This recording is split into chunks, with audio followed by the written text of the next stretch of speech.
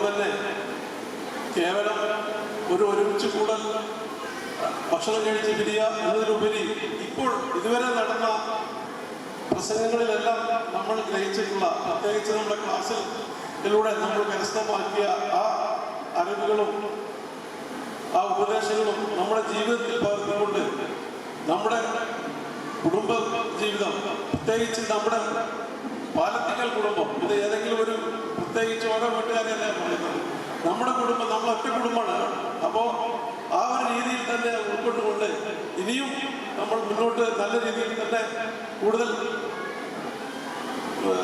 വിപുലമായ രീതിയിൽ തന്നെ നമ്മുടെ ഊഷ്മളമായ കുടുംബ ബന്ധങ്ങൾ ഊട്ടിയുറപ്പിച്ചുകൊണ്ട് പരസ്പരം പരിചയപ്പെട്ടു ഈ ബന്ധങ്ങൾ നമ്മുടെ പൂർവികന്മാർ നമുക്ക് കാണിച്ചു തന്ന ആ പാരമ്പര്യങ്ങളും ആ ചിട്ടകളുമൊന്നും ഈ മതബോധമൊന്നും കൈവിടാതെ തന്നെ കൂടുതൽ കാലഘട്ടത്തിനനുസരിച്ചിട്ടുള്ള ഉന്നതിയിലേക്ക് പോകുവാനുള്ള ഒരു ഉപാധിയായി നാം കാണണമെന്ന് മാത്രമാണ് ഈ വൈകിയ വേളയിൽ നിങ്ങളോട് ഉണർത്താനുള്ളത്.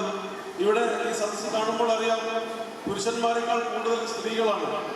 അതിൻ്റെ കാരണം നിങ്ങൾക്കൊക്കെ അറിയാം. ഇവിടെ ഇന്നിപ്പോൾ എൻ്റെ ജീവിതത്തിൽ എനിക്ക് തോന്നുന്നത്, ഞാൻ ആദ്യമായിട്ടാണ് ഇത്രയും കൂടുതൽ കുടുംബാംഗങ്ങളുമായിട്ട് ഒരു സദസ്സ് പങ്കെടുക്കുന്നത്.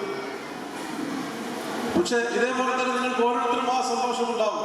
പക്ഷെ ഇന്ന് നമ്മൾ ഇവിടെ അനുഭവിക്കുന്ന ഈ സന്തോഷവും സംതൃപ്തിയേക്കാൾ കൂടുതൽ ഇപ്പോൾ ഇവിടെ 40 ഡിഗ്രി ചൂടാണെങ്കിൽ 50 ഡിഗ്രി ചൂടിൽ വിദേശത്ത് ജോലി ചെയ്യുന്ന നമ്മുടെ കുടുംബാംഗങ്ങൾ, അവർക്കാണ് ഏറ്റവും കൂടുതൽ ആകാംക്ഷ ഇന്നത്തെ ഈ പരിപാടിയെ കുറിച്ച്.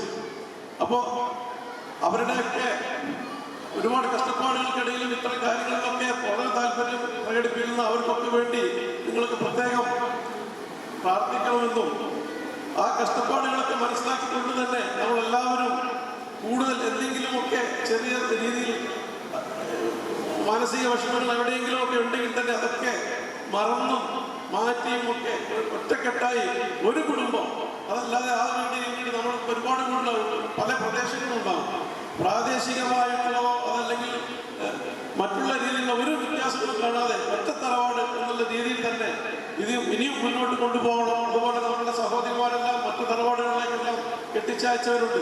അതെല്ലാം എല്ലാവരും ഒരുമിച്ച് കൂടാൻ കിട്ടിയ ഈ സദസ്സ് ഇങ്ങനെ സംഘടിപ്പിക്കാൻ കഴിഞ്ഞതിൽ സർവശക്തമായ അല്ലാഹുവിനെ സ്തുതിക്കുകയാണ്. അൽഹംദുലില്ലാഹ്. കൂടുതൽ നീട്ടിപ്പറ്റി പറയുന്നില്ല, സമയം വൈകിട്ടുണ്ട്, കുട്ടികളെല്ലാം വിശന്നിരിക്കുകയാണ്. അതുകൊണ്ട് ഈ സെഷൻ ഇവിടെ അവസാനിക്കാൻ പോവുകയാണ്.